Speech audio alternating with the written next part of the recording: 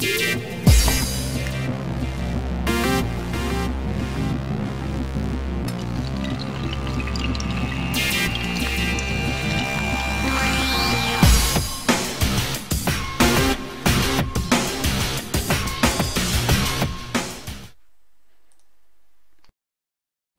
welcome to our Friday PLO fun. We just have a three-way flip on table 1. I've opened up 4 tables of PLO50 and the hand was, here is the pre-flop hand. I open a 3-bet from shorty and 4-bet from another shorty. So it's only $20, so I don't think I can fold.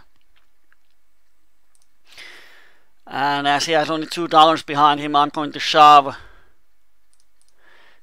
this pre-flop and take the flip. And now he had 1-7 and he's blocking some of my straight out, so I don't have that many outs.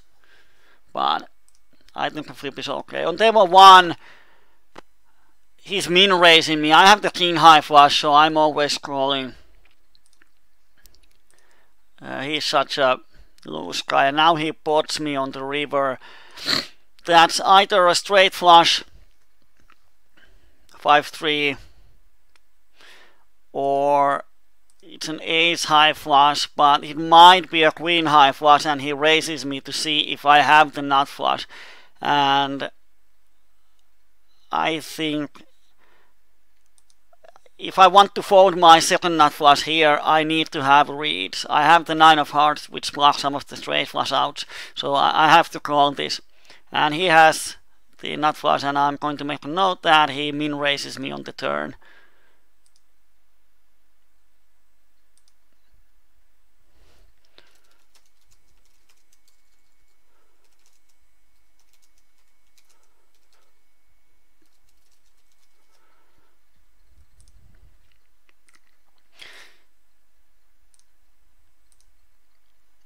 Today we are going to play only PLO50 unless we have a huge downswing. But let's hope that doesn't happen.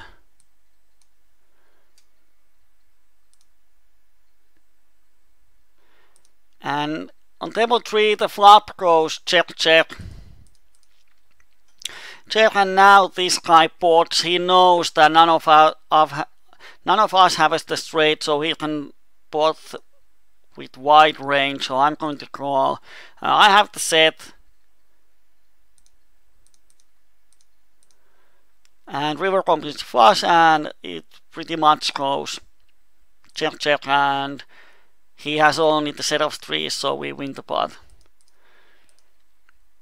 On table 1, when the opponent checks twice to me, I have to bet this turn. I have a lot of folding equity, but he calls, and now if he has ace or king or queen, he's not probably folding. And he has a queen then. He had a flush draw. On the outside table, we get money in with aces against other aces. And we are sort of lucky to have a split pot twice. Could be worse. We had 45% pre-flop because he had a 2-pair hand. On table 2 we have a cut shot and overpair. I'm going to call 1 straight. And on table 3 I'm going to open full pot because the blinds have VPIP of around 60. And now when he raises, we can't go with the cut shot.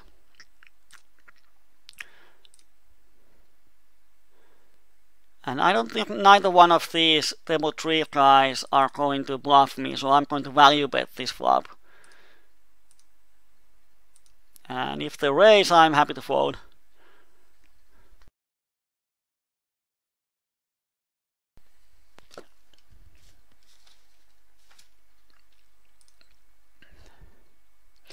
If you have any questions on poker, PLO, or anything, feel free to use our chat. It's open to anyone who's registered to membership of Poker iMania. And if you are going to comment about the hands that I'm playing, please say which table it was, 1, 2, 3, 4, and what was my hand, because we have a around 2-minute delay on the stream. So if you just comment why did you do that, or why didn't you shove on table 3, I have no idea what hand you are talking about. So if you refer to my hand, then I can open the replayer and search for the hand, so it's easier.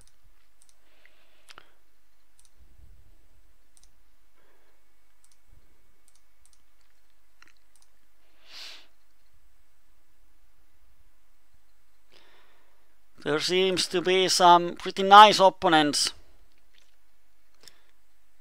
on the tables. This guy seems pretty aggressive. I have position, so I'm going to call. And on table 2, 3-bet is an option, but I think calling is fine on the button.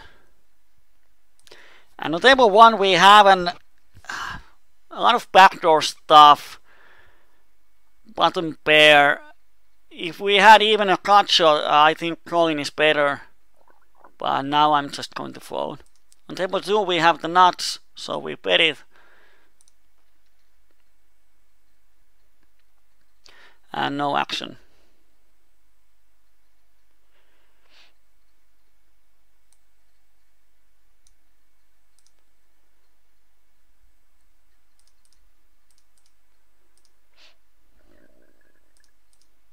On table 1 we have a cut shot and a flush draw, so I'm just going to barrel.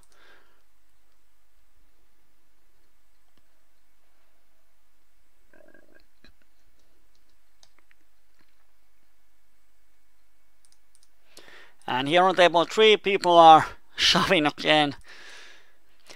Quite crazy games. Normally at this hour games have been pretty solid and dead, but now there's a lot of going on. On table 1 I'm making half a pot c-bet and he just happily folds, which is great.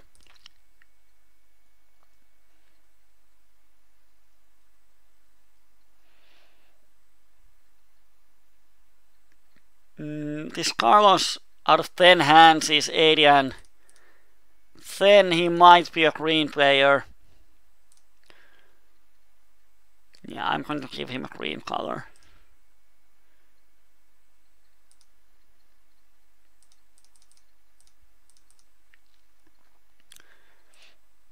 Let's see who else we have here. We have drop. I don't know how to pronounce it. I'm going to bet the turn here on table 4. There's often a lot of folding equity if he's drawing to a straight of some kind. But when he raises, I'm happy to fold. On table 3, I'm going to call with my aces. It's a bad spot to 3-bet because there's a calling station and the regular on the button. It's easy for him to play against me when I happen to have the aces, so I'm just calling and keep my aces sort of hidden. And this flop is so bad that I'm just going to give up.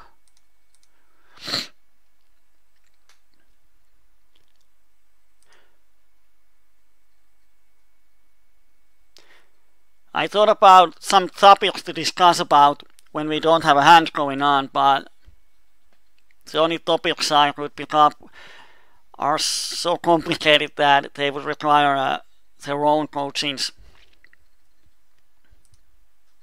So I don't have any topic. If you want me to talk about something, feel free to ask. And oh man, we would have won the pot. Yo, how bad are they? This is a green player.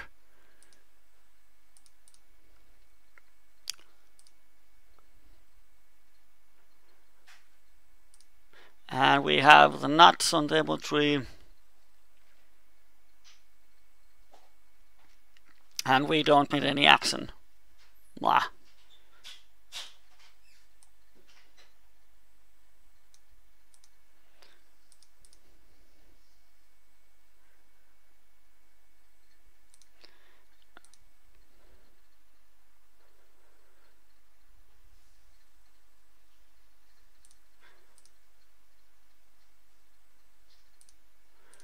Now I'm going to see bet on table 3.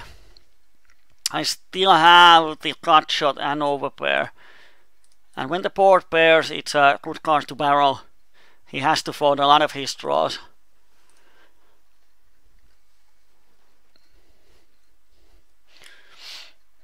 On table 1 I make sort of a loose call with 3 card hand. It's not a standard call in my opinion, but he's opening a lot from UTG, so I think in a heads up pot I can win the pot so often, but now it's a 5-way, so we have to play with our hand strength. Table 3 I 3-bet $4, same that I did earlier, and he calls and the flop is super bad. I'm going to check back and see if the turn helps me. And he pots me. I have the ace blockers, but this color means that he's an ace lover. And I don't think he has aces. He might call me with the set. He doesn't like to fold his made hands. So I'm just going to let it go.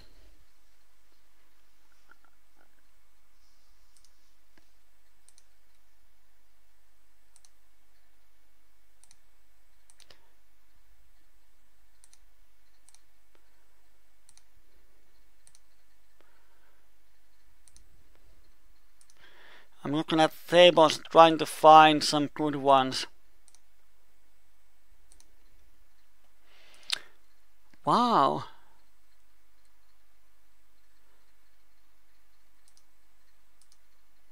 He didn't bet the turn, so he doesn't have a straight ever. He might have pocket 5s. Wow, it would be such a hero call. But I can't find any one of them having set or straight that often, so I'm going to hero call here. And what do you know, I win the pot. So I know this leads, how do you pronounce it? He thinks the same, that this button never has a straight, so he can bluff catch with wide range, and I have the top 2, and he had ace jack. He bet with the blockers. He should have bet the turn and bet the river. He would have won the pot. But when he, on the button, he checks the turn, so he never has a king 10. So this is a common mistake for some players. They represent a hand on the river that doesn't make sense on the turn. So their bluff is not consistent. And that way we happen to get a nice pot.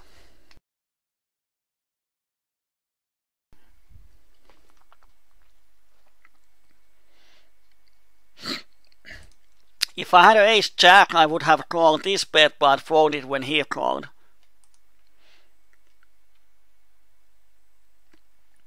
I don't think there are a lot of poker eye maniacs in the Unibet Open at Tallinn, because the ones who live in Tallinn are in Finland right now.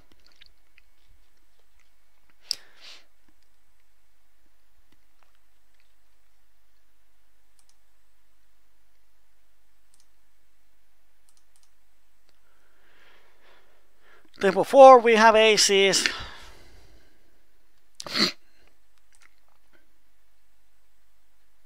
And we flop. Interesting flop. We have the top pair, we have the overpair, we have the backdoor flush, we have the backdoor straight, and this guy donk bet, it seems to me that this is often a draw, or Of course, it might be a set. If this guy folds, I'm going to shove with this guy.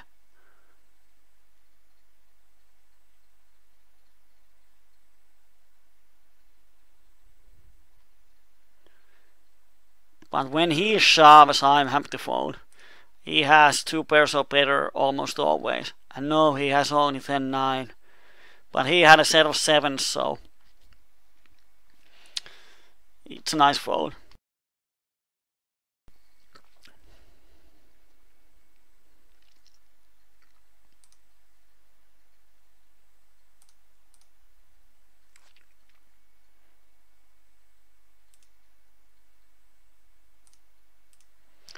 I'm going to give this green color to all the good players in the sense that they are good customers.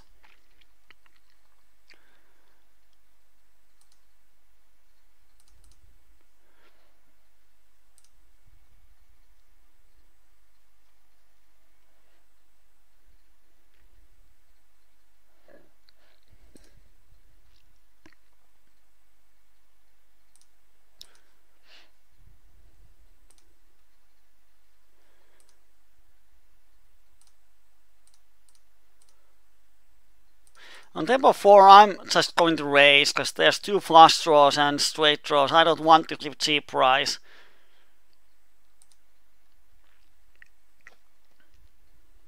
And if this threat 90 shoves on me, I'm probably going to fold my wheel trips.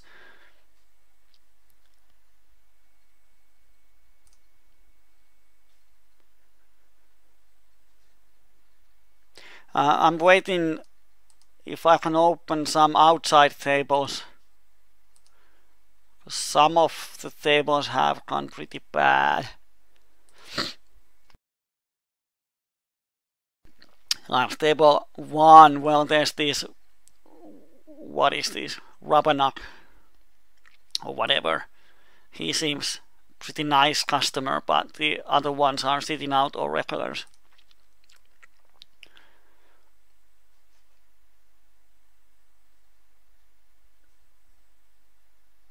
I'm going to bluff this turn.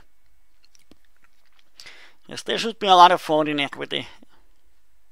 Especially when this guy didn't bet the turn.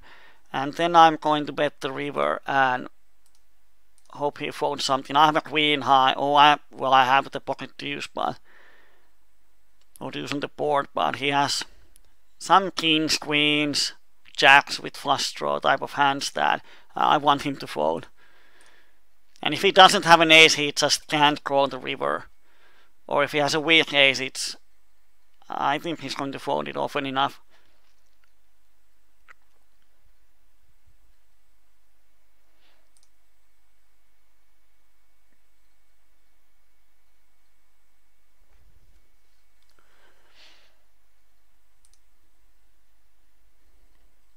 And now we just wait. And we wait, and we wait, and we wait.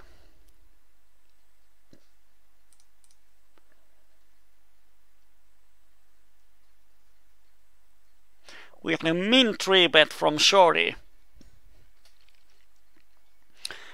Yay.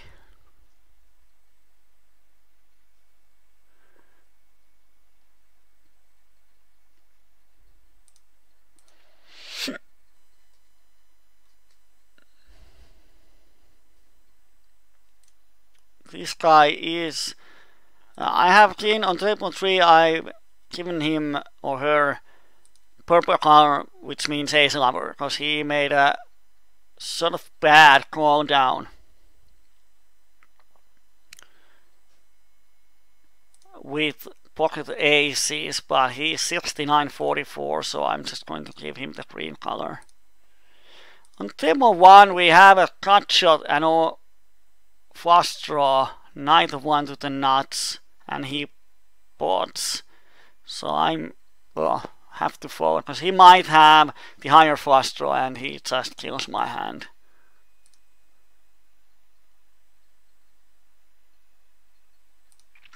And I'm going to watch how the Soria guy plays. If he plays more in this manner, I'm going to give him the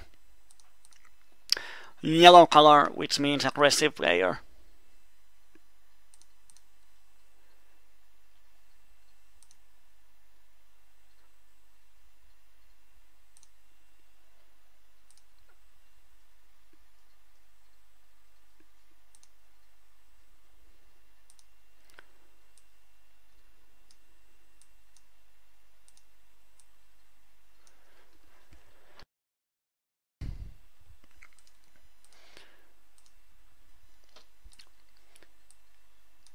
And now we just have to wait.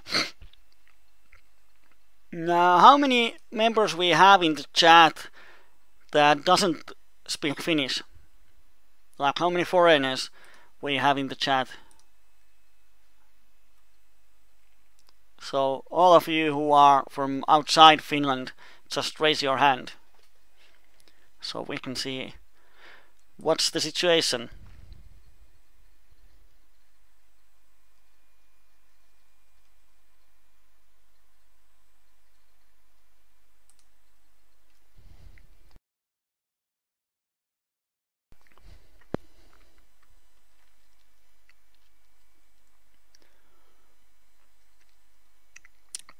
We have a decent playable hand on table 4.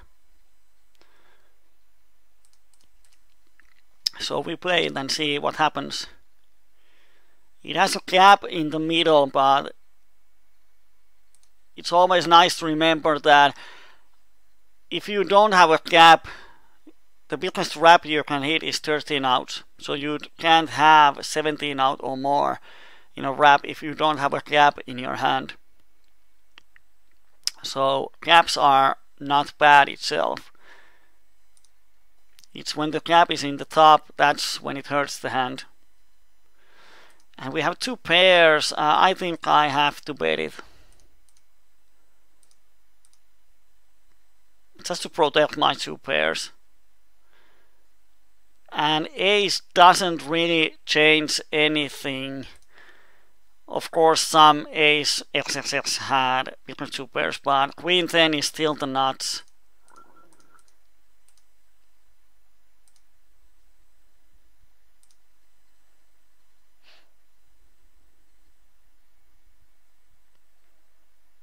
So when he bets big, he probably doesn't have a straight. The thing is that can he value bet with 2 pairs? But he has a lot of missed flush draws that I can beat, so I'm going to hero call. And he had a straight, wow. Nice call on the turn.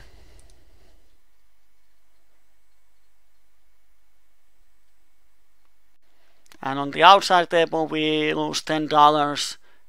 2 pairs flush draw and a cut shot versus a straight. So this is quite interesting that he calls a turn. Probably wanted me to bluff catch the river. I'm going to make a note on that.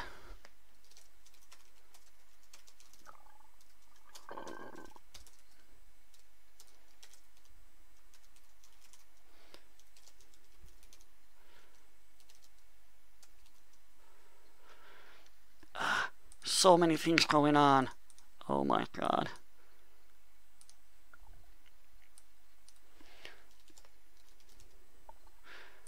Some typos, but who cares?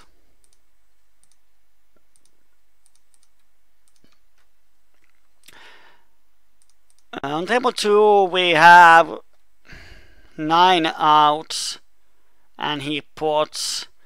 If he has some kind of made hand, we need to get $28 as implied odds on the river, and he has only 23, so we have to fold our inside wrap. Which, of course, it's not fun, but it's mathematically right.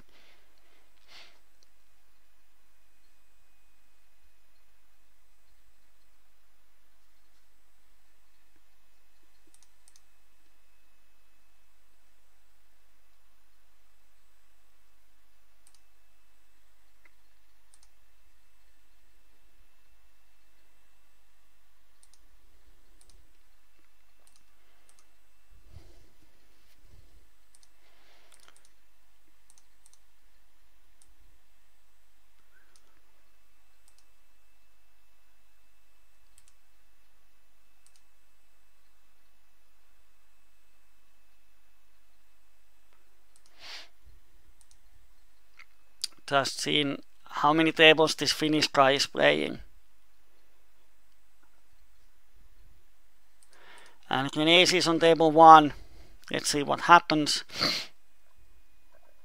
Oh, such a bad flop, but I'm just going to bet fold on the flop. But he folds, which is nice.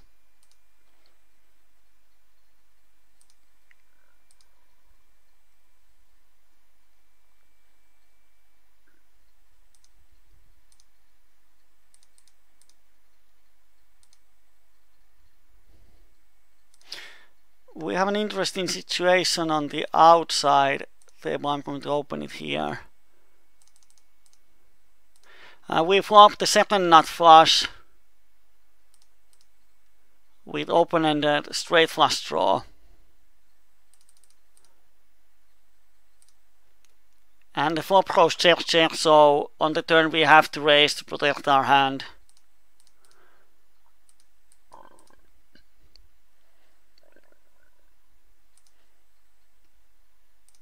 And here on table 1, this guy insta-calls me on the flop. Oh, he's from Greece. I sort of have to barrel him and hope the river doesn't complete the straight draw. And I just have to. He has so many 9xx, 8xx hands that I don't think I can call. And oh, he got 2 pairs on the river. So he pretty much had a hand that I thought he had, but he made the 2 pairs on the river and he snap called. Oh dear. That's what happens when you 3-barrel Greece, guys. If he hadn't had the 2 pairs on the river, I would have won the pot.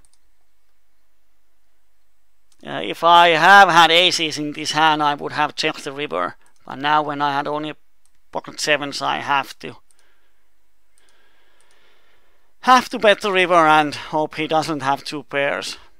And he didn't even think about folding 2 pairs on there, so next time when we hit the set, we can bet and get nice value.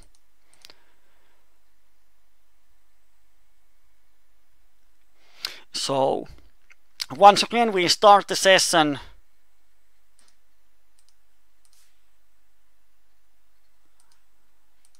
with the downswing. And now for the next 2 hours I'm trying to grind up from the 2 buy-in losings we have.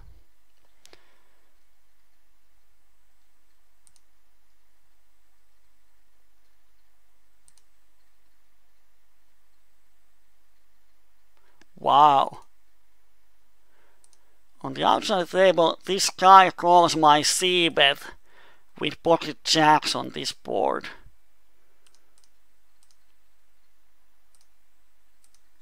I gave him a green color out of 1 hand.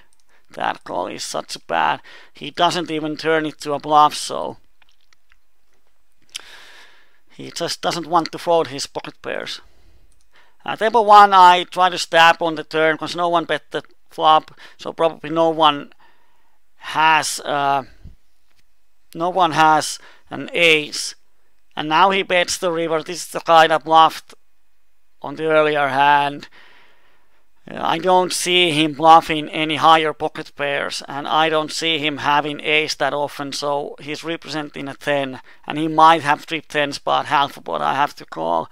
And he had a trip 10s. He had a full house actually, but when we know he can make bad bluffs on the river, we have to call that. And this time he happened to have a runner hand.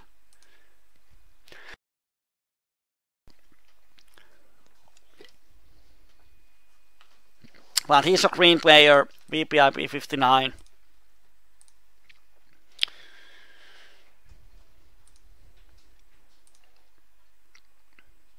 On table 4, I'm folding the hand because the jack high flush is problematic in multi-way pot.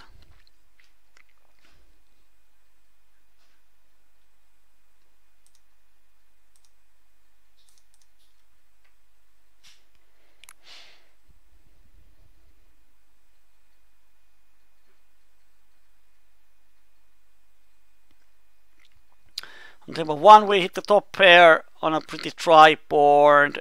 I have no reach on the opponent, so I'm just going to make the c-bet. It makes my life so much easier. And this guy just likes to call, so I'm just barreling the turn. He just has to fold so many hands.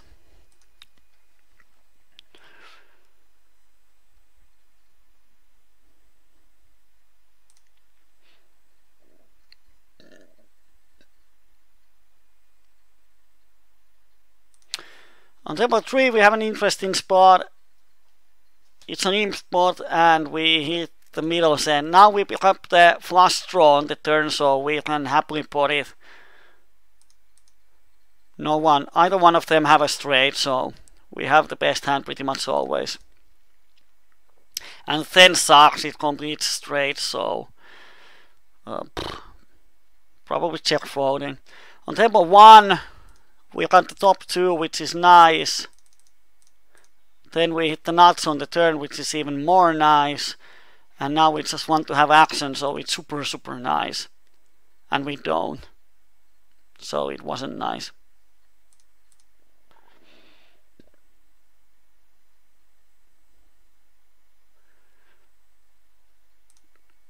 Table 2 we open double pair, double suited hand, but we missed the flop completely. And it's a 4-way pot, so no reason to continue. Someone has something on this board.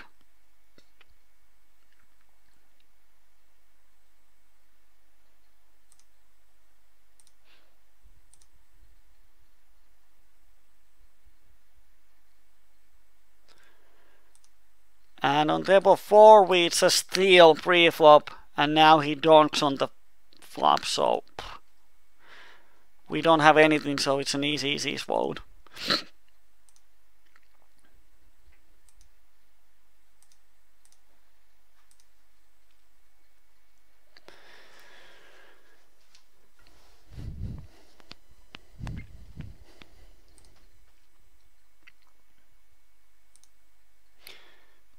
And now we just wait.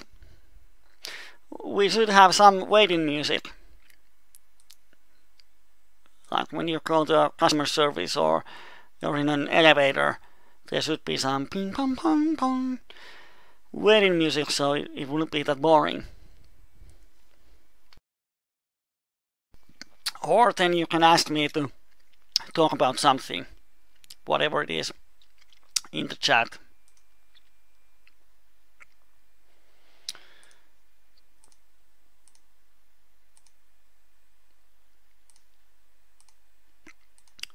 Even more regulars have woken up. Well, there's a table that probably doesn't have that many regulars. I have now 2 tables open here on the outside.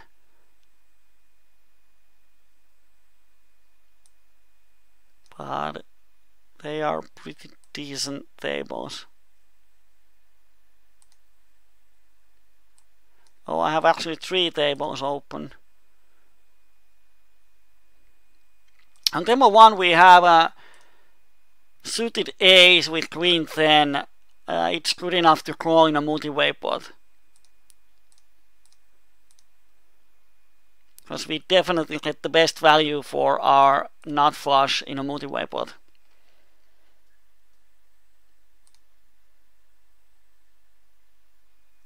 And we have top 2. I'm just going to pot in. No matter what my bet sizing is, it screams the nut, so I might as well pot it.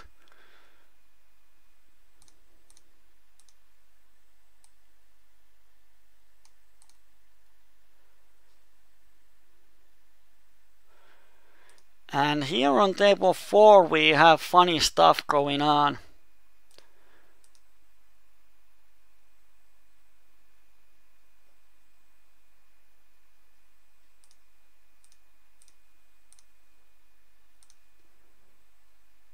I'm going to call because we have sort of connected hand. Of course, suit would be better, but still we have position on the 3-better, and probably it's going to be a pretty big pot. And as I know I'm going to flop the nuts, it's easy. On table 2 I'm going to semi-bluff the Swedish guy. We have a cut shot overpair and a flush draw, so probably at least some of it is alive. And on table 4 it's easy shove on the flop. We have $38, pot is 45, so we shove the nuts and see if they hold up against some other draws.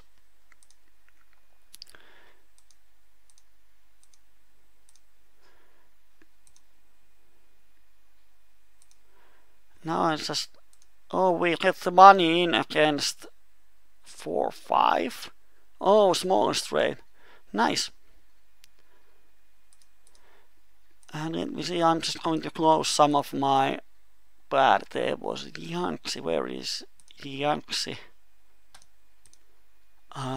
It's table 3, but it's so good, I'm not going to fold it.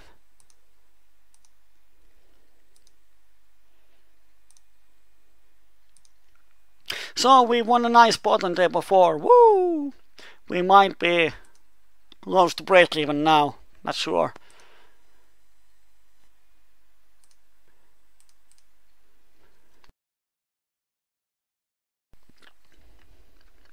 Oh, the starfish sat out.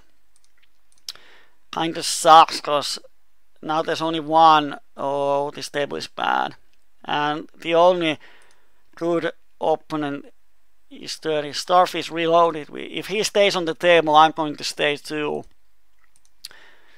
But if this guy leaves, I'm just going to get out.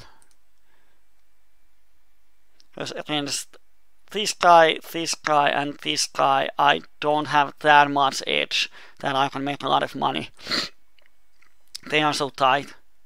And this guy is shorty.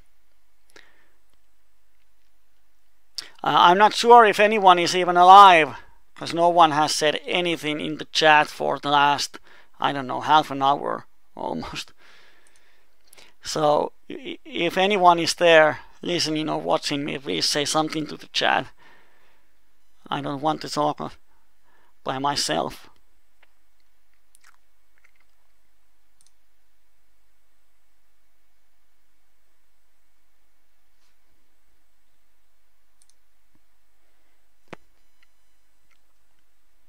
It's always a lot more fun to host these PLO nights and coachings when your guys are active in the chat. I love the interaction.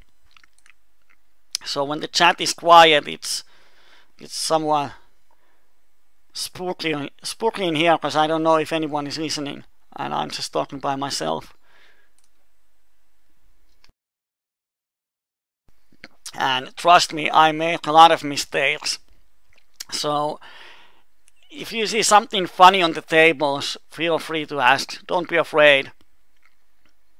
If you don't agree with me or you don't understand why I do something on the tables, definitely use the chat and ask it, because it's a great opportunity for you to learn something, or for me to learn something, or we both learn something.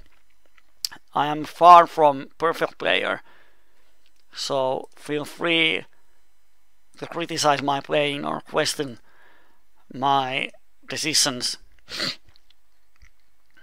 The idea is for all of us to learn. Starfish 3-bets me almost in the first hand. He's on the table. He might be tilted, I don't know, but of course we're going to call this 3-bet. And we flop something.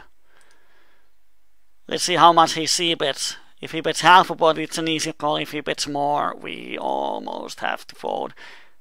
He has 3-bet only aces so far, so he might be tricking us with ace.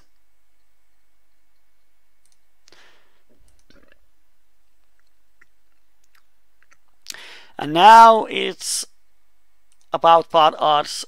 I think our flush draw is alive, and we have 8 outs to the flush, which hits 1 out of 18 times. So to call $6, we have to win over $30 pot, and if we call it $22, we have to win like $10 from him to be break even.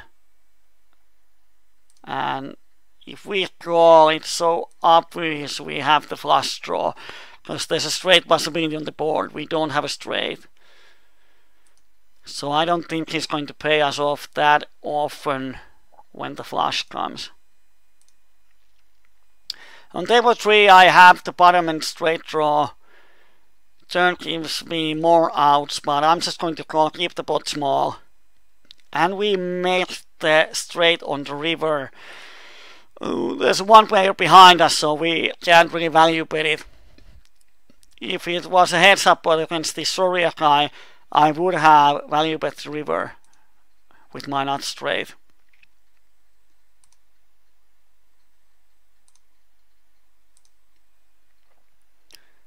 Sequence Steven doesn't like the call with queen 10-9.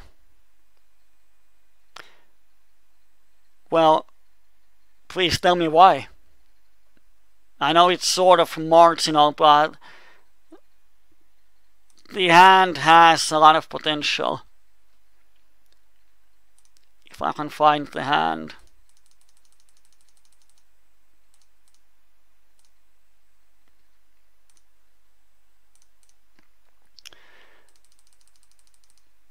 Because both of these are going to call anyway. This is probably aces a lot of times. And if there wasn't these two players, I would have probably folded.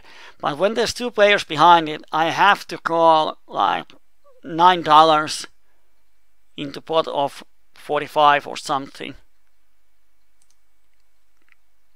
So I get huge odds, and I have the position on two players.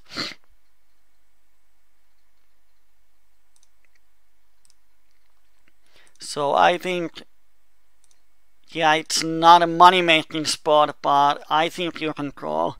If it has suited a queen, I think it's an easy call. But now we get into a four-way pot. So I'm not sure if someone likes to calculate it out. I think the value between calling or folding isn't that big. So in the long run, calling and folding have the same EV. I think calling is plus EV. I think. I can't be sure. Here we have open-ender and we have the jack. I think this Maze guy often has an ace in his hand.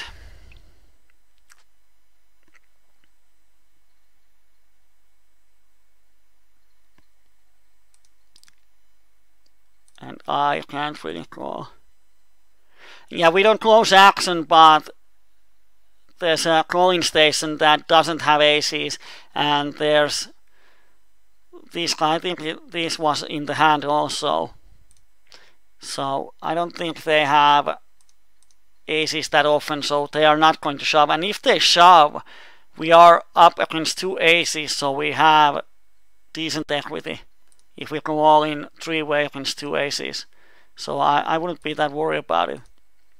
Table 3, we have the nuts. Oh, I love this.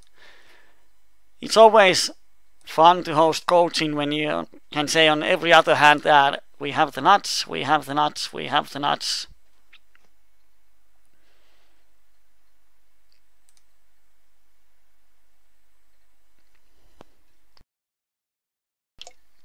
On some clubs and bars, there's this bell that the bartender rings when someone tips them.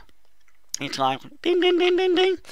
I think we should have same kind of bell that every time I have the nuts I can do ding ding, or a virtual one. Table 3, we have the quads. Woo! And now comes the sucky part. So hard to get action, but I'm going to bet half a pot because I would bet half a pot with my lot of my range. So like this Russian guy probably calls me with kings, might call me with aces. Aces will call 3 streets, kings might fold at some point. But no one is going to bluff me, so the only way to get value is to bet myself, so I just have to bet. And I'm going to bet 3 streets in case someone has aces or likes to call down with kings.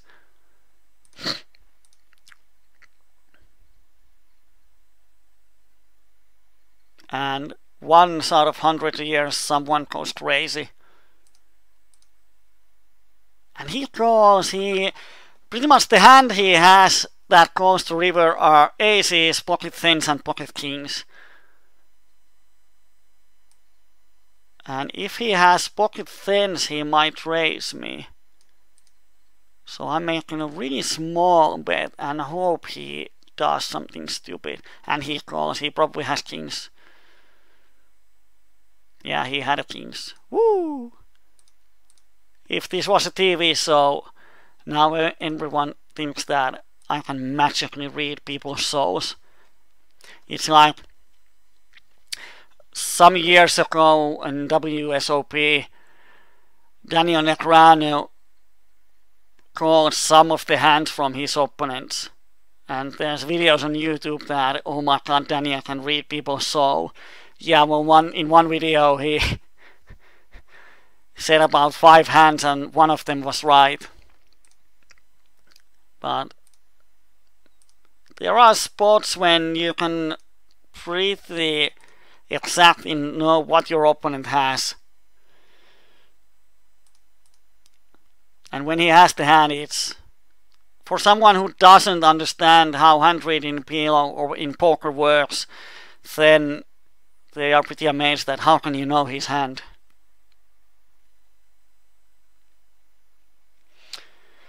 And Snodity is asking what's the bankroll management from PLO.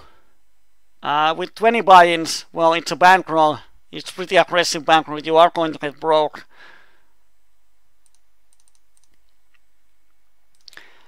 I'm going to answer that in few seconds because we have an interesting hand.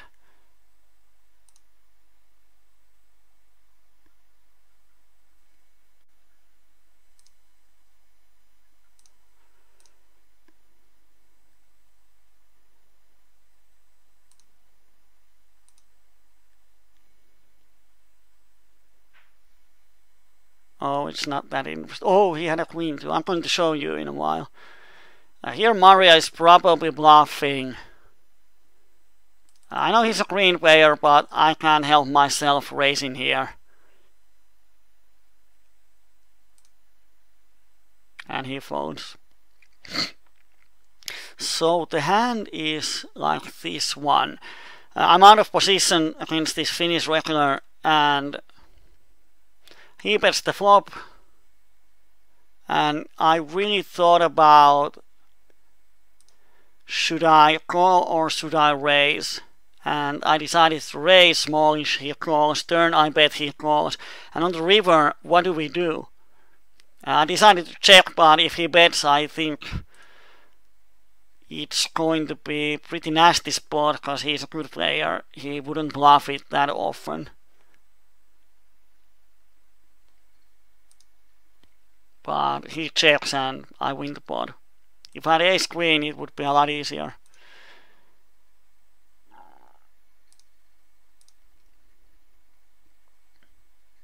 Oh dear Christ.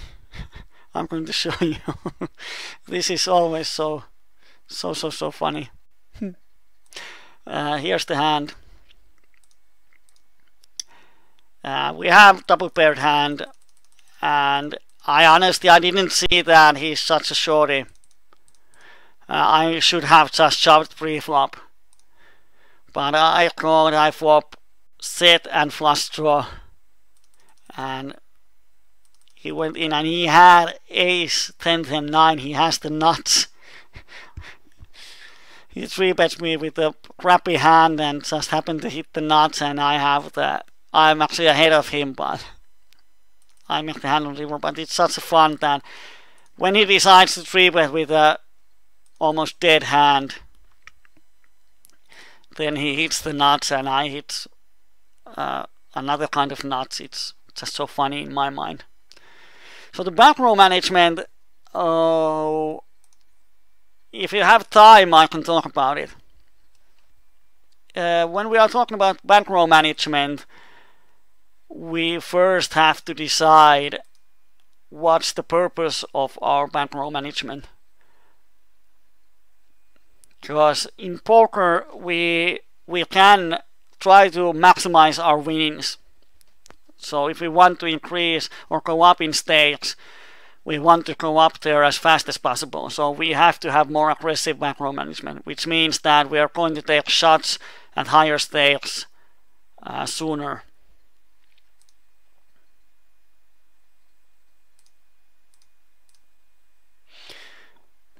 And another way is that we want to... Oh, there's a hand going on. Can't talk about it. Look at the queens. $1, have to call it. Oh, he has the nut straight. Here we flop the top set, so I'm just going to check raise this guy. It's like I might check raise here with the nut flush. It's sort of dry board if you don't count the flush draw. And he's a regular, he knows that, so he might call me or shove me with wide range. And we just didn't get any action, which sucks. So bankroll management, one option is that we don't want to go down on stakes. Like if we are playing PLO50 and we need to have a bankroll management so we don't go down to PLO25. That would be a totally different bankroll management than if we want to go up to PLO500 as fast as possible. So first of all, you have to know why you have the bankroll management. If you're a losing player, it doesn't matter what your bankroll management is, you're going to lose your money anyway. So when you know why you are having bankroll management, the next step is to find out what is the mathematical bankroll management requirements and what are the psychological requirements. Because mathematically, even if you play conservative PLO, like if you don't even 3-bet, you only wait for the good hand, and when you have a good hand you play big pots. You don't like variance, you don't like to 3-bet, you don't like to semi-bluff. Even then you are going to have at least 10 buy-in swings every now and then. Or all of the time, actually. You can avoid them. So if you open up a variance simulator and you put up your numbers, even if you play side poker, you're going to have 10 buy-in swings in PLO. So your bankroll management before dropping down in stakes should be at least 10, probably at least 20 buy-ins. But then there's the mathematical approach, and the other one is psychological. If you have 20 buy-ins for your stake and you lose 10 buy-ins in 15 minutes, you start session, you open 6 tables and bam bam bam, in 15 minutes you are down 10 buy-ins. How does it affect you mentally? You just lost half of your bankroll, and you have to be honest about it. I know that if I lose half of my bankroll in one session, it's going to affect my playing. I would be so pissed off and so angry and sad that it's impossible for me to play my 8 game. So you have to know how the swings affect your mental game. And when you know that, then you have another requirement for the bankroll, and probably you should have even more. On table 3 we have aces. I'm going to just value bet he's 80 and 0. Can't call me with wide range. I'm just going to bet and make my life easier. So what I would say that bigger your bankroll management is, like the more buy-ins you have, the easier it is to play. The less you have to worry about the swings. Like if you have 200 buy-ins, if you lose 5 buy-ins, it doesn't really matter. Your bankroll doesn't change a lot. If you have 20 buy-ins, you lose 5, you lost quarter of your bankroll. And if you're playing deep, like if you have $20 20 buy-in bankroll and you are playing 300 pp deep, it means that you're going to lose a big portion of your bankroll in one single hand.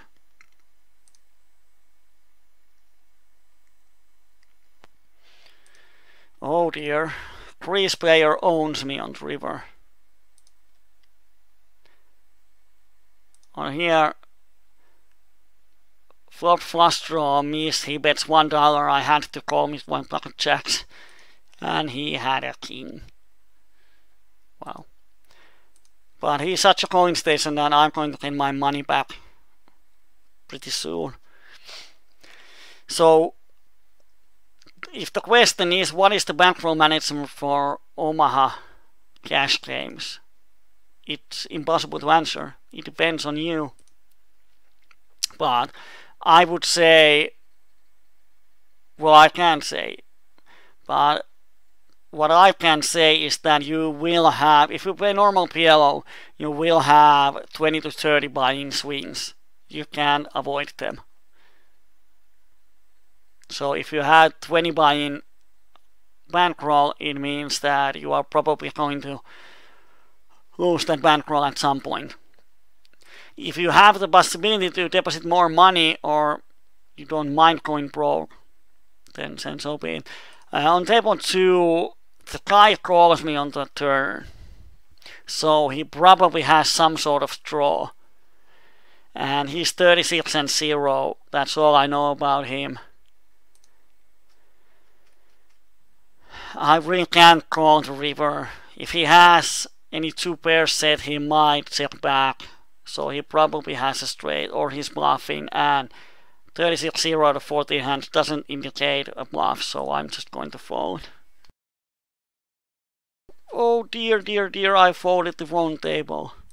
I'm so bad. I was about to call this. Well, I'm lucky that we didn't have the nuts, would suck to fold here, but I would have called this, but I played the wrong table. It happens. Now he donks me on the... Well, have to fold.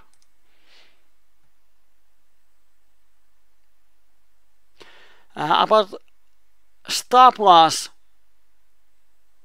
how do I answer that? First of all, I would say that in a way it's bad if you are having a stop loss. Like if you lose a certain amount of money, you quit the session. So overall, that is bad. That is not something you want to be in. But if losing a certain amount of money affects your game, then it's good you to have a stop loss, because it minimizes your losses. But you should work on the original issue and the cause why you have to use stop loss. Because if your mental game is strong and good, you don't need to use stop losses. So my opinion is that if you think that losing amount of money affects your playing, then use stop loss and work on the cause. But if you want to decrease variance, it doesn't matter if you play the next 1000 hands today or tomorrow. So you can reduce variance with the stop loss. But you can minimize your losses if you have a tendency of making bad decisions when you are losing a lot of money. And Snotty wants to have the bankroll management to play higher stakes. Now the thing is that don't rush, don't go to higher stakes until you have the skills to play there. So there's no need to rush and go as high as fast as you can. This is not a video game where you have to fight through the stages and then battle the final super villain. If you are happy to play PLO5, then play PLO5 and make some money.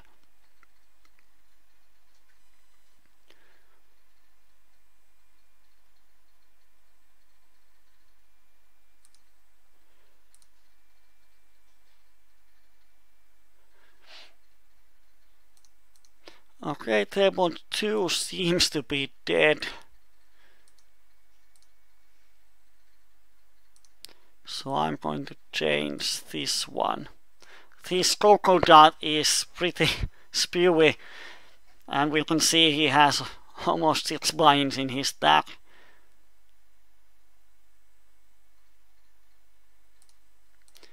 I'm going to make a move here on table 1. I'm going to raise him.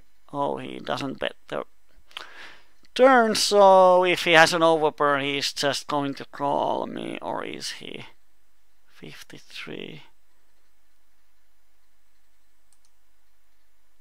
I should have a lot of folding equity, because when I call the flop, I shouldn't have anything but the 7 often.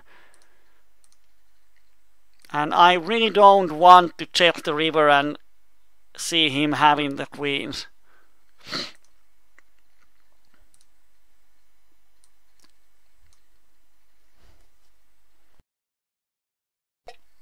But if I need to put my bankroll management advice into one sentence, it's the bigger the better. When you have big enough bankroll so you don't have to mind it, then it doesn't affect your game. And when you feel that you are winning enough on some stakes and you are comfortable at your current stakes, then go up, see how it feels like one step higher, and so on. You don't have to use your bankroll management to say when to go up or down.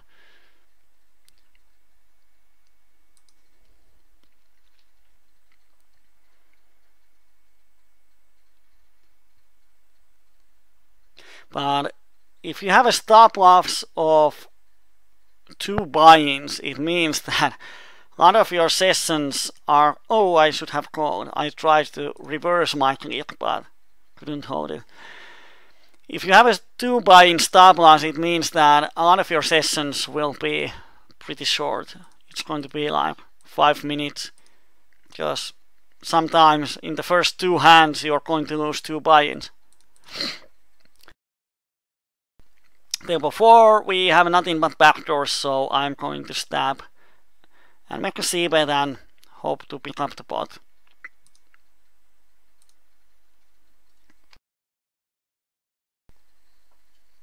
And this guy is thinking so long that thought he had a hand. Oh, and he calls me, damn. I'm not going to bluff him away.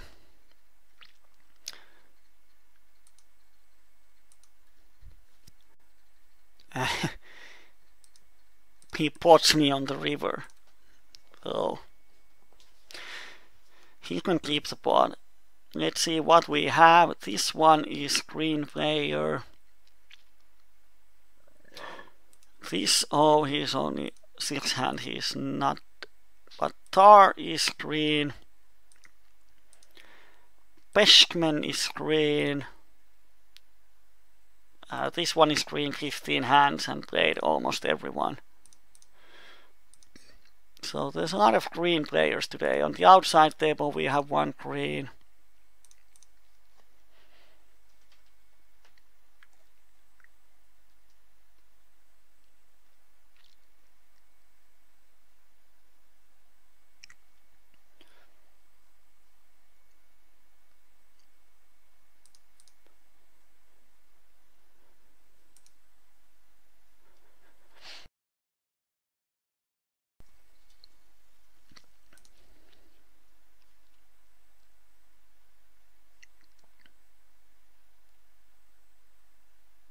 Oh, I'm going to fold on table 3 because there's 2 people behind me in position, and then there's so many greenies that I don't want to play multi-way pot with this hand. As if the flop is this, then we have some problems. We have top 2 on table 2, so I'm just going to bet. And now I'm going to check raise. And he bets on me, and I raise on him, and he folds. Oh, I can read his soul. Probably had a missed flush draw that he decided to bluff with.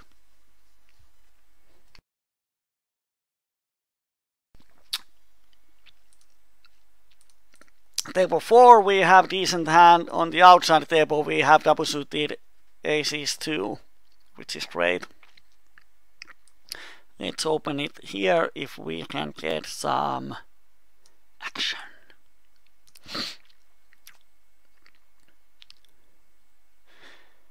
Yeah, we get action, but not enough pre-flop action to be happy.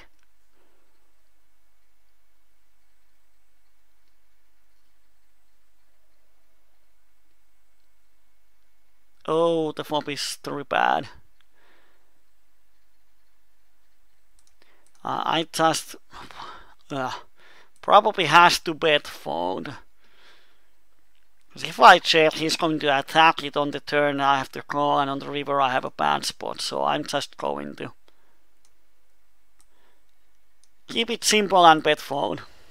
Queen, queen, 9, 10. Our lucky hands today. Let's see what happens this time.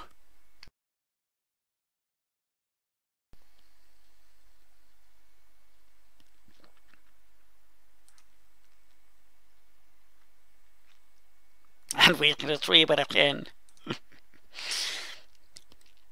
Let's see what happens. We are 200 BPs deep, which is a good thing and it's a bad thing.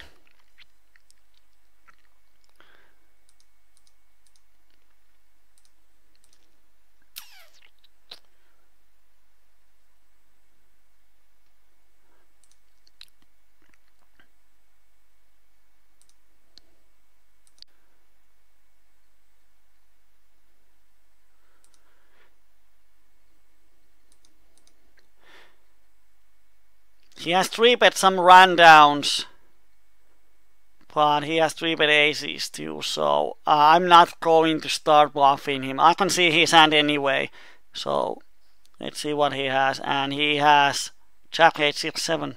Wow. I don't like his 3-bet actually, because we are 200 BPs deep and this hand doesn't flop that strong that he's happy to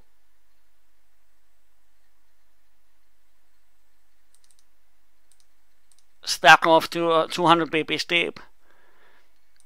Like what he wants to hit, does he want to stack off on this flop? Or if the flop is King 5-4. So I don't like his 3-bet with this hand when we are 200 BPs deep.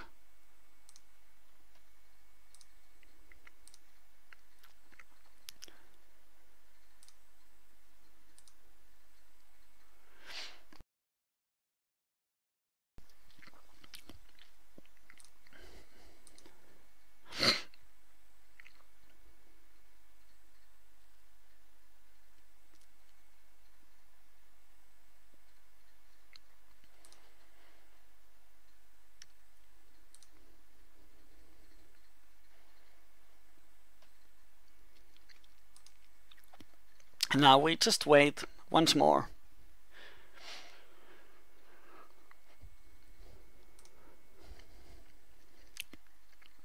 Let's see on the lobby. Oh, our tables are decent. Just going through the other tables if there are some great ones.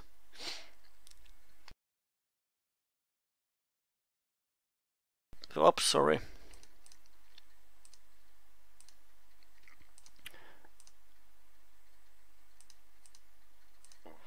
All the green players are on our tables already, so let's just keep these tables.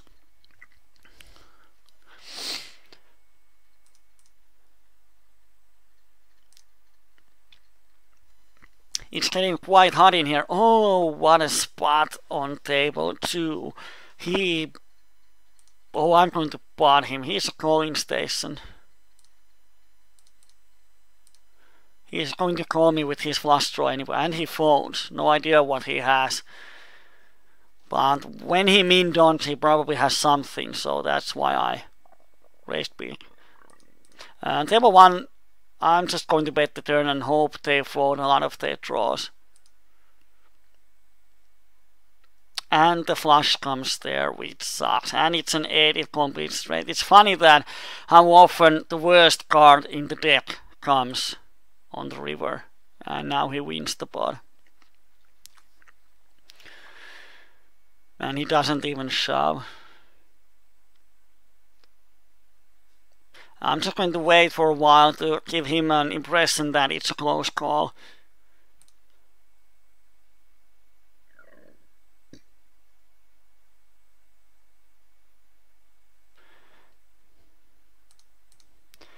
Well, winning pro. What's winning pro?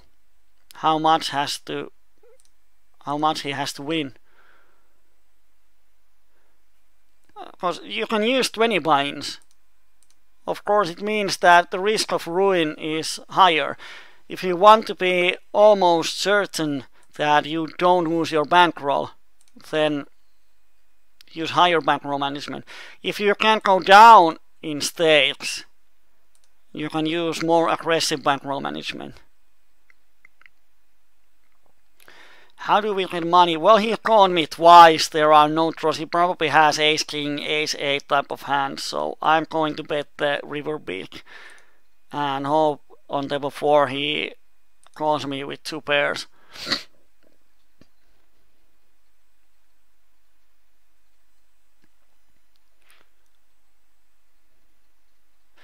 There are 2 types of bankrolls. There are dynamic and static. Dynamic bankroll is where you have money on your poker account, but you are able to deposit more if you lose money. Like if you are in a full-time job and you don't want to deposit thousands of dollars, you can deposit as much as you need, and if you have a losing session, you just deposit more.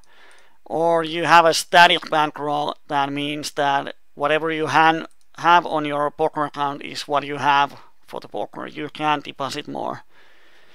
And Blunt Power folds the river. I think he has something like ace queen, because he has to think so much. On table 3 we have the nuts. Ding ding.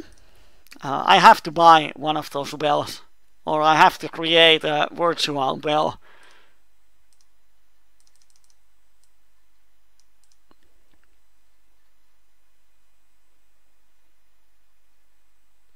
And he folds 8-7. How can Greece player fold 2 pairs? The world has gone nuts.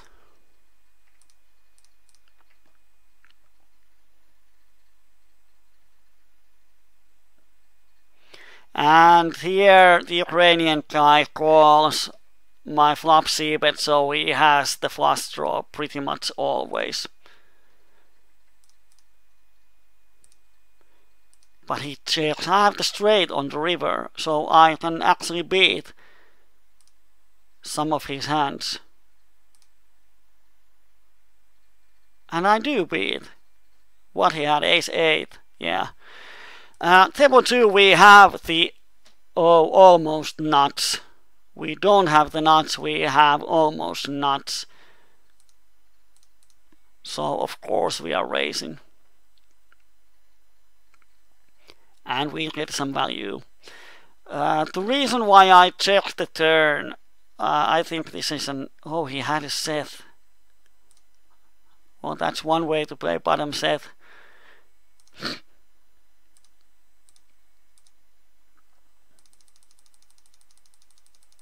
On the flop we raise, he calls. When he calls the flop, he often has some sort of draw.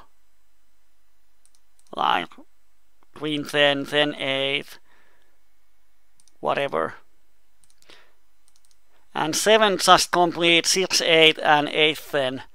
He completes both of the draws on the flop. So if he has a straight, I have 6 out to full house.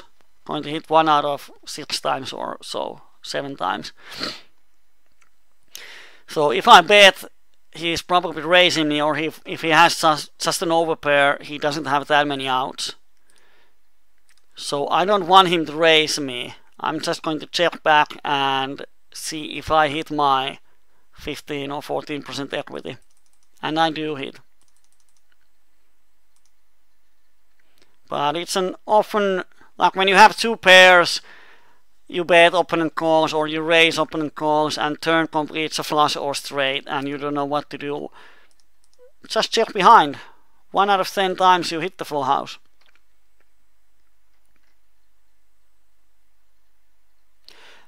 Zero asks why I am in such a big hand. Well, I opened the king queen. Normally I wouldn't open 3 kings, but there are 2 green players.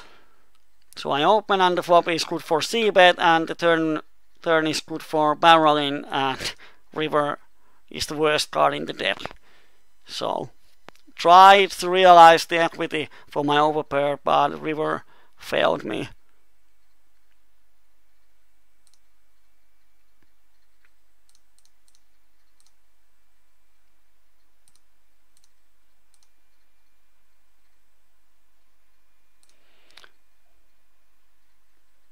Oh, this guy had a full house on the river. That's why out of position sucks. He had trips on the turn, no value. On the river he has full house and I happen to have ace. If I didn't have ace, I would have folded. So he got $2.50 value for his full house. That's why out of position sucks. You don't get value for your hands. Table 4 we have the effective nuts, ding ding ding ding ding, because he would have raised if he had aces. So I'm just going to shove here. Of course he might have aces, but it's such a setup that then I just say nice hand sir and move on. Now when he waits he doesn't have, he might have some sort of draw. Now he had nothing, I don't know. Well, he might fold pocket sevens. Not sure. But at least we got some value for our set.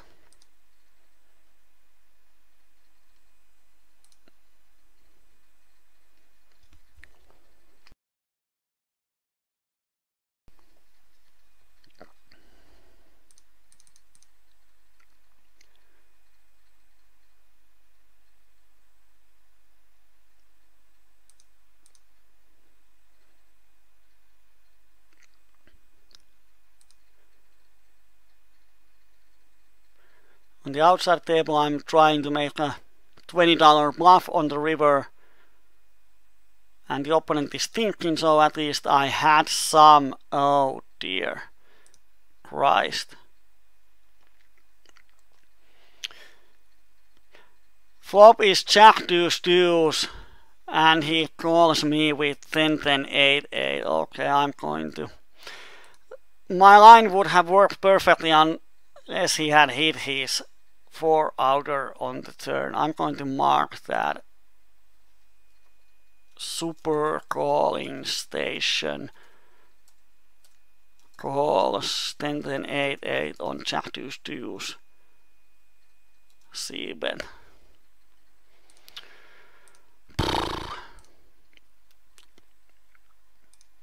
Okay, so I'm not going to bluff him anymore. Ugh.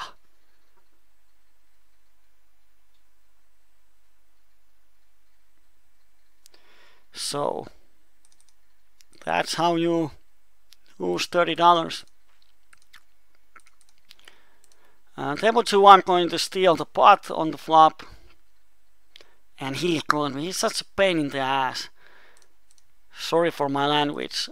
Probably has a flush draw, not going to fold it. I have 4 overcards, so I'm just hoping to hit some of my overcards on the river. And he had actually the 4 this time. But he didn't bet it, which is kind of strange.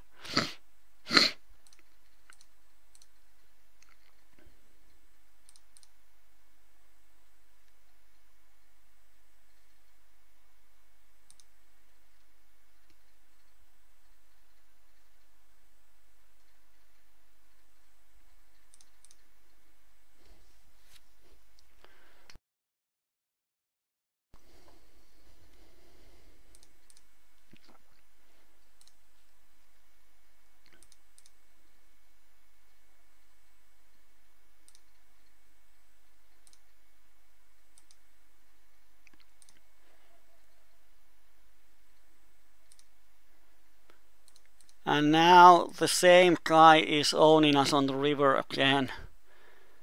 I have to call, but this sucks because the 8 completes pretty much all the draws on the flop.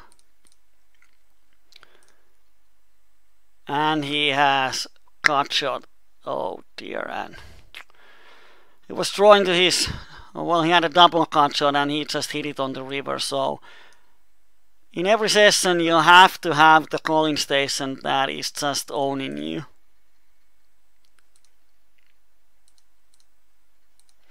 On table 4 we have the nuts, ding, ding, ding, ding, ding. And on the river we have the nuts. And he just insta calls, so either he has a made hand or he has a missed flush draw. So I'm just going to bet big.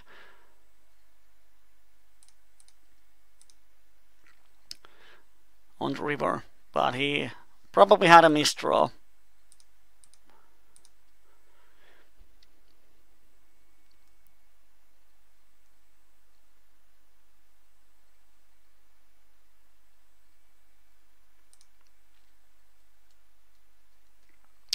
Yeah, the Kelly criterion tells us how much we can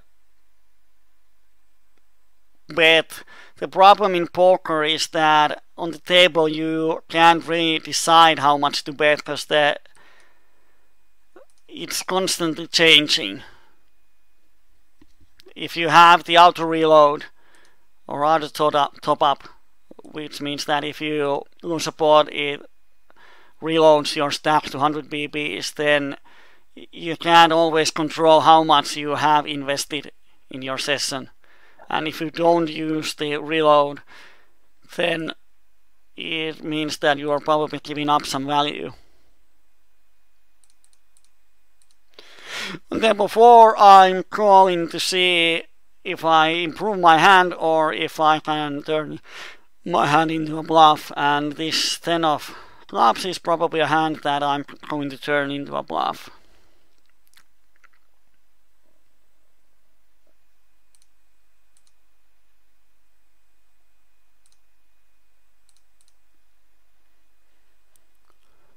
And sometimes he's check raising me with the straight. I don't mind, and he does, so good for him. If I had some sort of draw or flush draw, he's just giving me a free card, so it means that he's playing out of position and it sucks for him. And now we are just losing on every single table. Let's see if these aces on table 1 turn the tide.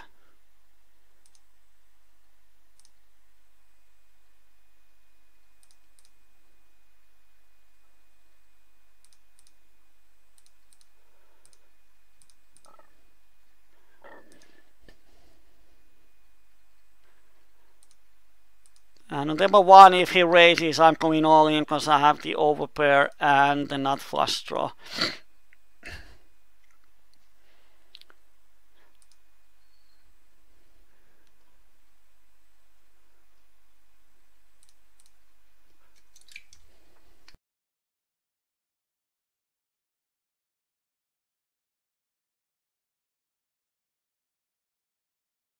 On table 4, we use the c-bet to steal the pot. On table 1, I'm just going to call. And now he raises, and we know that he has 3-bet with kings before.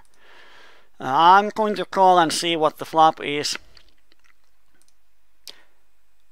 And the flop is interesting. He probably doesn't have a flush because he checked. So there's not much we should be worried about. So I'm going to bet the turn, because I would pretty much bet the turn a lot of times with even air. And I assume that if he has aces, he's going to call, but he folds. Wow.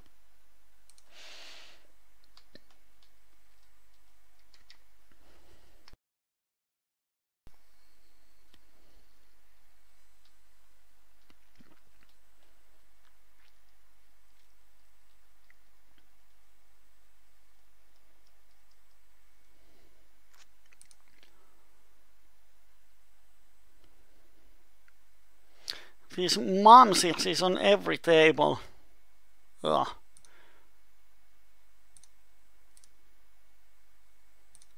He's a regular.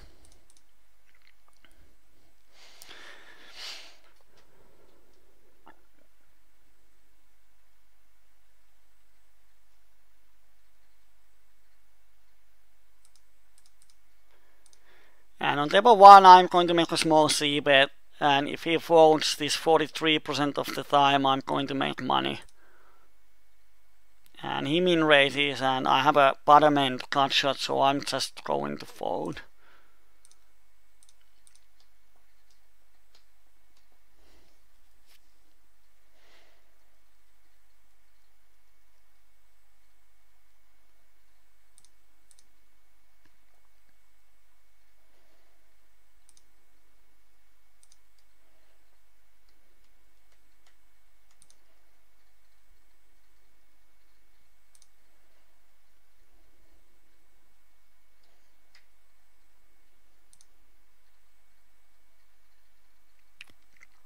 And another pot lost.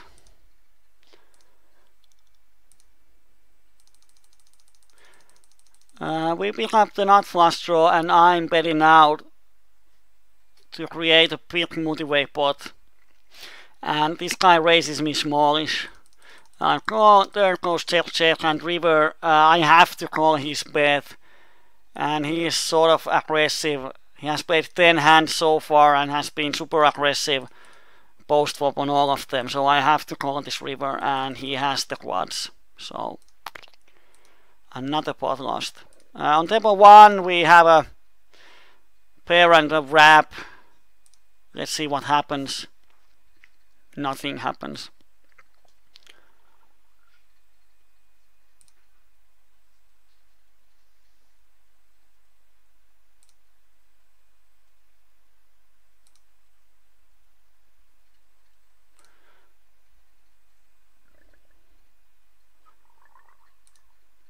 He dunked with only a middle set. I'm going to make a note on table 4.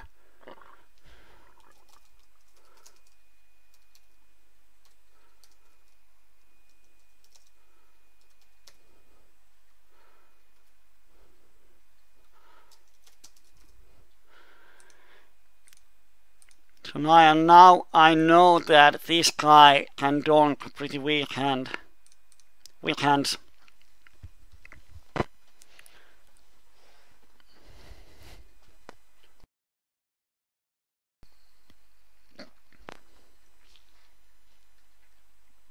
Oh, we have around 15 to 20 minutes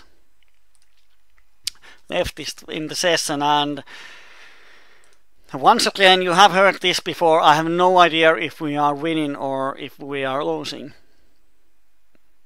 I might think that we are close to break even, but I have no idea. So you have 15 minutes to make your estimations and post them to the chat, and let's see who's the closest one.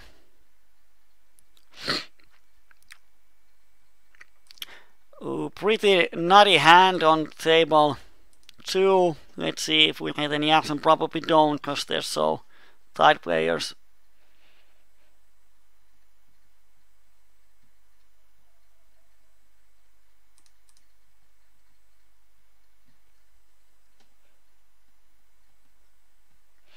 This guy 3-bets 3% and this guy 3-bets 0%, so probably they are not going to raise me. This green player is the only reason why I'm staying on the table.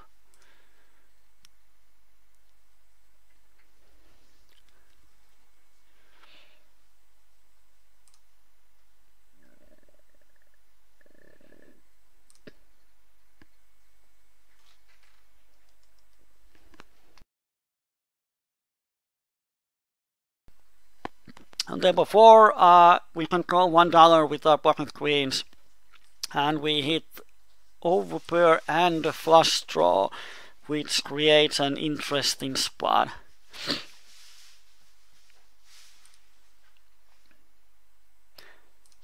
Second nuts, definitely bet. If someone raises, we're going to puke.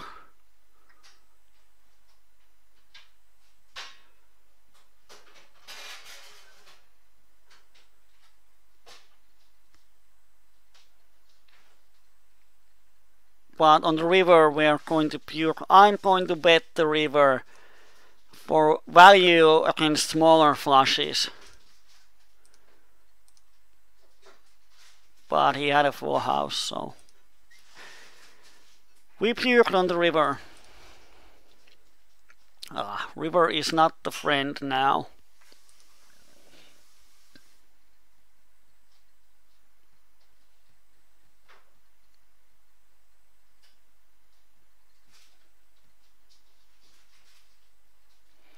The reason why I bet the river is that when he insta-calls a turn, he probably has a set or he has a flush.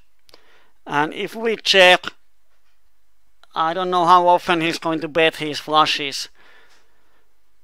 But we have the queen high flush. I don't want to check fold. He is 71, 29, 20, so he knows what aggression is. So I don't want to check fold the river.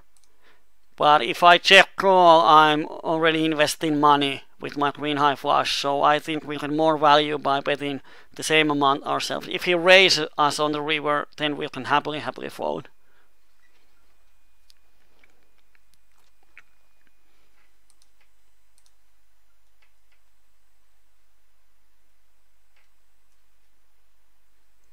Oh, I'm sweating here, it's so damn hot.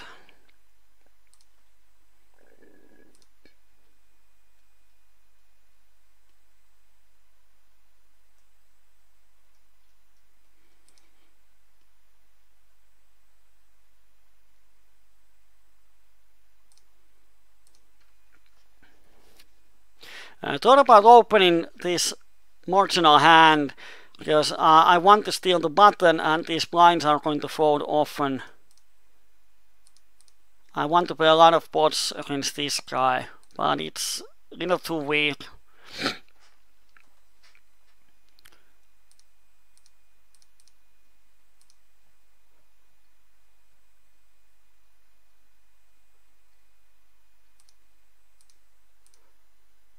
On table 2 we can 3-bet. We call and we miss the flop, so we have to fold. On the outside table we have aces, we 3-bet this 75 and 5 guy. I think, I don't know what he has, it's the second time he opens today. And we bet the flop he calls and on the turn he bets. He has been owning us so far, so I'm not going to make any drawdowns against him. It kinda sucks. He has been winning a lot of money from us by just hitting every single hand.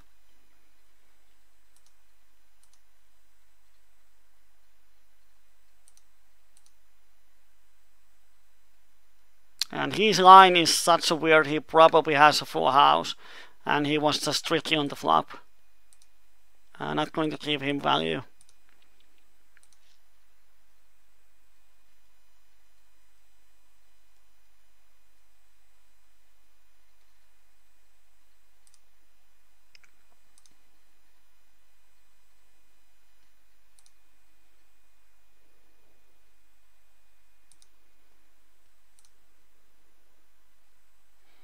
Now we just wait for about 10 minutes and then we see where do we stand in the session.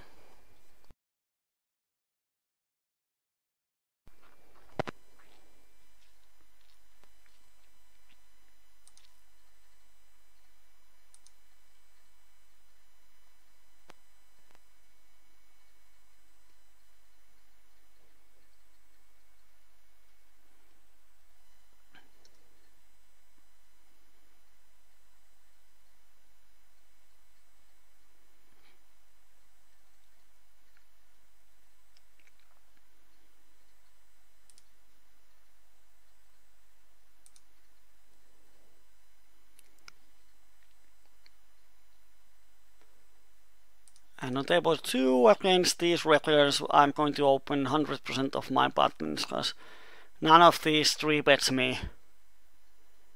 Like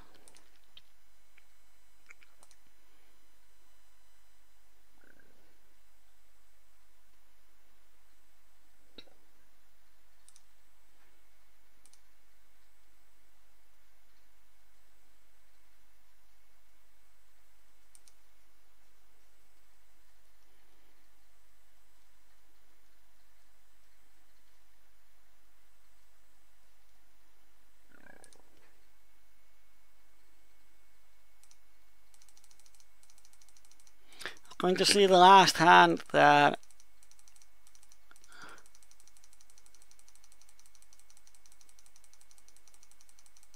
he doesn't bluff the river with his missed flush draw. I'm going to make a note out of that.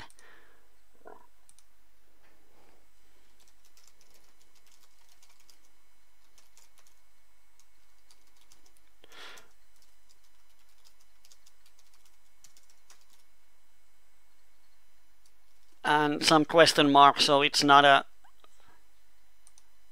proven read, it's something that I suppose. So now I have a note out of it, so when I sit with him on the table I can see that I have this note, so I can see if that happens often. And if it happens often I can remove the question marks and it becomes an accurate read. So I know that his river betting range is weighted towards value bets.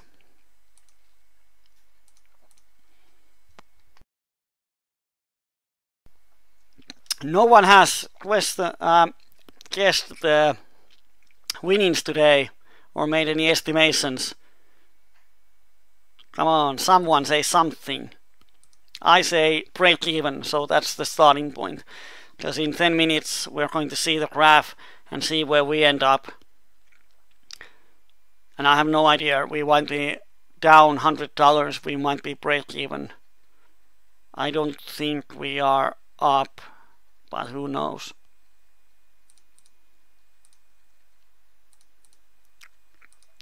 You never know. Well, I'm going to open on table 3. Because there are tight players behind me, and with this hand I want to play against this green player.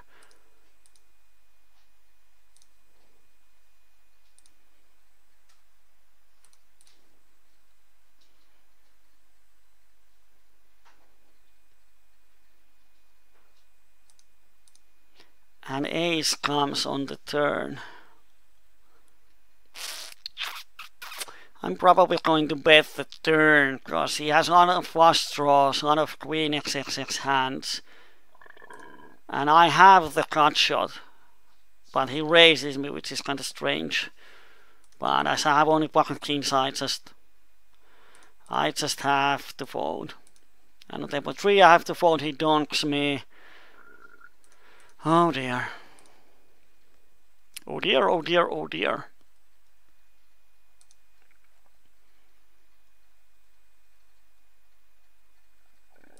And this guy bets spot on the turn. He doesn't have strong hand often. Ace is not a good card because he might have ace 9, ace 7, and he had an ace. That kind of sucks. He didn't have a better hand on the turn. He had only ace high, but he spiked the ace on the river. So Good read, bad outcome.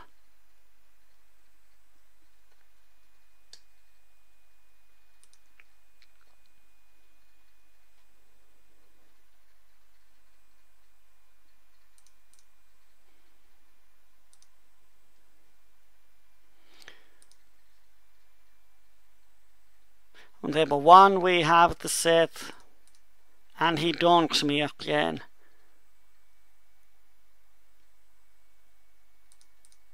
I'm going to get it in with him. If he have aces, we're going to puke once again.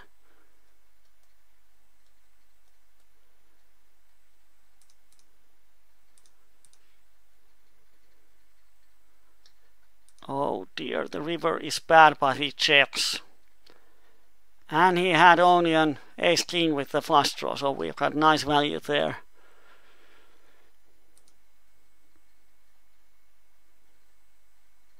And on table 2, if he bets the river, I'm going to call. And he has 2 pairs that he's low played. Oh dear.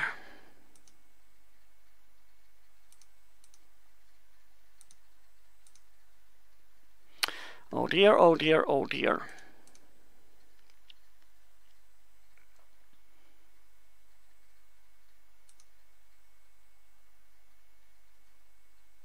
So he value bets his 10-6 on the river. I don't know if it's a bluff or if it's a value bet, or does he even know himself, but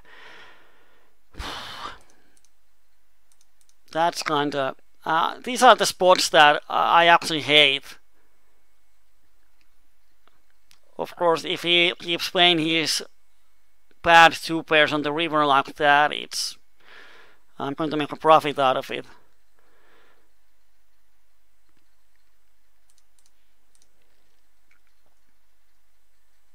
On table 3 we have open-ender and flush draw and overpair. But this green guy suddenly raises us, so I think he has 3-4 a lot of times. And now he pots, and now, oh dear, this Richard probably has a flush draw. Because we are blocking the 8, he can't have a straight draw.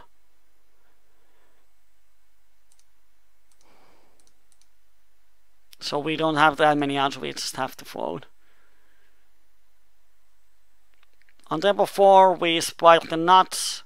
On the river we just value bet. On table 2 we have full house on the turn, we value bet. And this guy raises us. This is a split pot pretty much always, but I just have to shove in case he's going crazy with his some other type of hand, but he had just king jack too. But we won $3. Woo! And house wins a lot.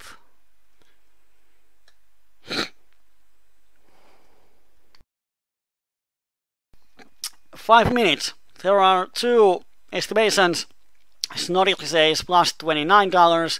Silvan Steven says minus $50. Wow. So the average is minus 37. What is it? I don't know. 29 and minus 50, so the average is somewhere around minus something. I suck in math. Yeah, this is oh dear Maha. Oh dear, oh dear, oh dear.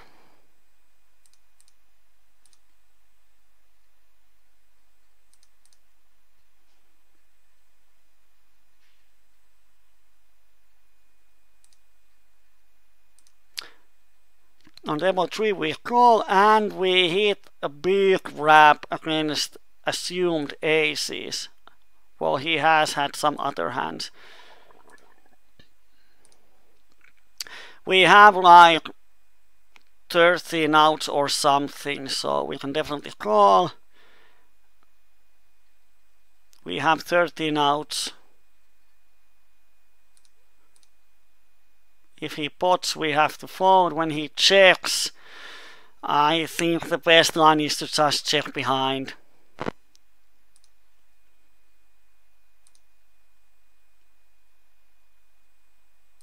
Not sure why he checks the river. He checked so fast that I think it's a trap. But it wasn't, he had a jack.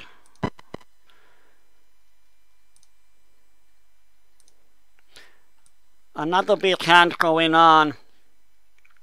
Fast that he 3-bets, way he bets he probably has aces or ace-jack. We have the wrap and flush draw, so of course we are calling. River is a blank, so we had great odds, but we lost a big pot. So that's how you lose a lot of money in PLO pretty fast. So if we want to adjust your estimations, we just lost $40 in that pot. Despite playing it perfectly. So with these losses, I think we are actually losing money.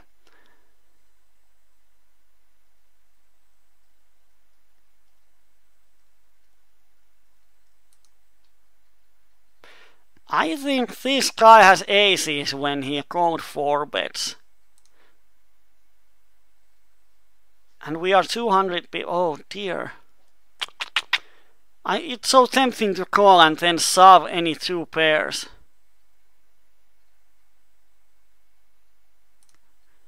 Oh, I'm going to call. But we don't hit. But we have a flush draw and a cut shot. It's going to be interesting. And he pots. Wow. We have around 30% equity. And if we hit, we have $63 as implied odds. He's never folding any turn, but he has 25%, so we have around $40 as implied odds.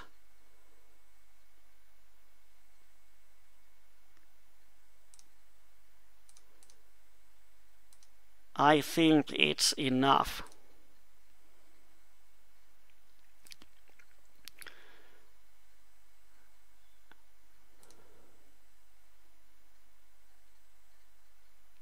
Woo! Gamble time. I have to say that my pulse went up a little because I thought about folding because we have just lost some pots and we are probably, if we don't win this pot, we are going to book a losing session. So I thought about it, it's so close because if I know his hand here, then I can fold. I can call because he's never dominating my flush draw. But as I have 7 high flush draw, he might have aces with higher flush draw. So I can't be sure that it's plus EV call. And I actually thought about folding because the variance is so high, it's $230 pot. But then I thought that, well, we have bankroll management. So, although it's a bad one, but if I'm going to fold in a plus EV situations, it's going to be bad. So, this time it paid off. On table 3, how do I get the most value? I don't know. I'm just going to shove. If he has 7-9, I'm ahead because I have a set and flush draw. And this Nurmix might come along with if he has a high flush draw. And he has 7-9 and we don't hit our hand. We had 66% on the flop. On the outside table we have the nuts against calling station and we try to get a big value bet on the river. He calls on the flop, he calls on the turn. And he thinks on the river. If he has, I have ace and king in my hand, so he might have a small flush. But often he has some sort of crappy hand. Yeah, the guy is theming because, come on. What I think this is a hand that if you post it to forums, people are going to debate about it because my hand is just trash. But it's trash until the guy said I have aces and we are 200 BPs deep. 100 BPs deep I would fold probably or call it. It depends.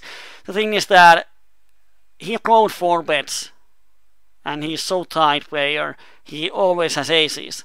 And this hand is actually a pretty decent ace-cracking hand. It doesn't have a pair and it doesn't have an ace, so it's calling the flop 2 pairs or better often enough to justify the call. Of course the problem is this 7 high flush draw, but like this can happen. And I thought about folding or calling. The thing is that he is dead money in the pot and I have position on him and I know he's going to overplay his aces every single time. If he makes a cold 4 bet, there's no way he's just check folding on the flop. But he might be steaming a little bit.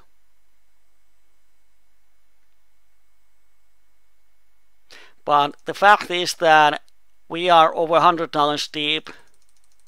I don't like his 4 bet. You can get $14 in, so when I call, the pot is $36 and we have $100 behind it. The SPR is 3. So SPR is 3 and I know he has aces. There's no way he can make money post flop.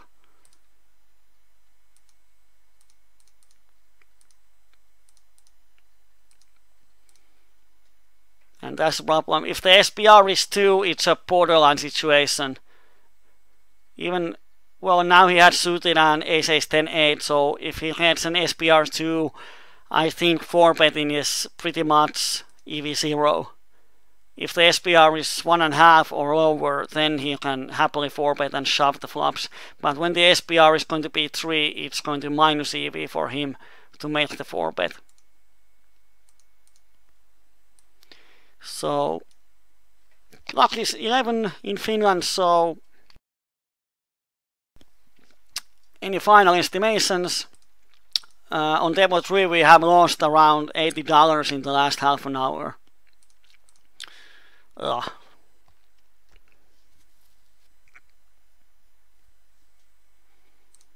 Of course there's the one big hand against this guy where we have 66 on the flop.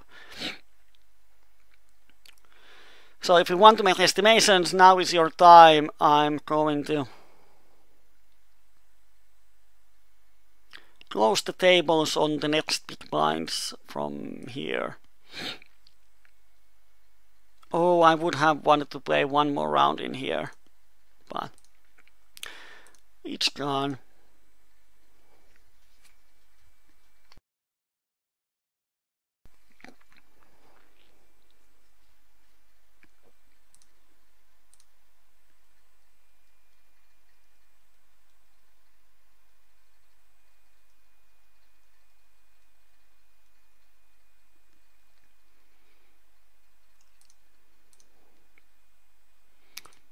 And probably nothing's going to happen, so I am going to open my poker tracker. Dun, dun, dun, dun. I don't know yet, I'm going to put it in here so all of you can see the graph in real time.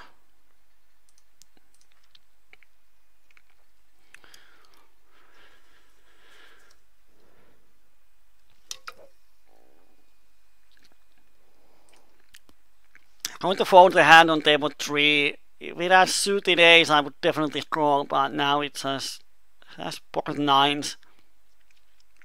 It's not enough.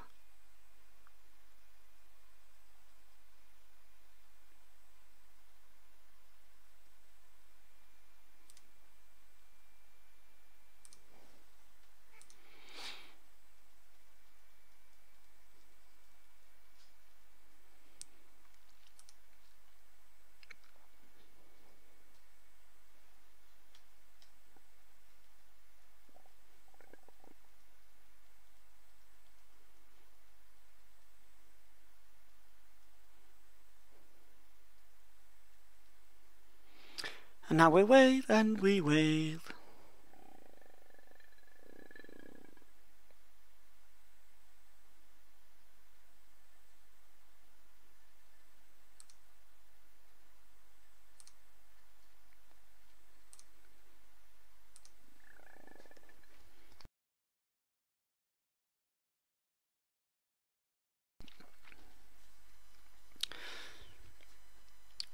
And that's the last hand in there, and a couple of hands on this table.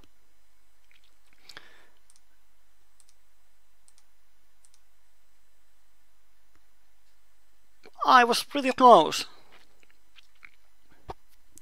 Sort of break even. So it's funny session. We lose something, we win something, and dun. All the fishes take our money, and in the end we have this heart attack. Kaboom and down. And in the end we pretty much ran with the EV. So unless we lose a couple of dollars in the last hands, we are going to have a winning session.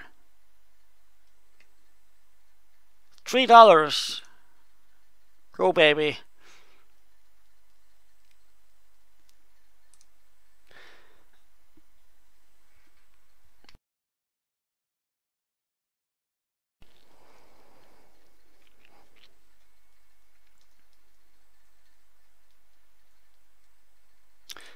And that's the way it ends. $3.43. Could have been better, could have been worse. But at least we have some interesting spots on the tables. That's for this Wednesday's PLO night. Thank you all, and remember that if you can understand Finnish or just want to watch PLO, on Friday we have the Finnish PLO night, and on next week we have Wednesday and Friday also. So thank you for this break-even session, and see you all in Friday, or at least on next Wednesday. Have a good night and bye bye.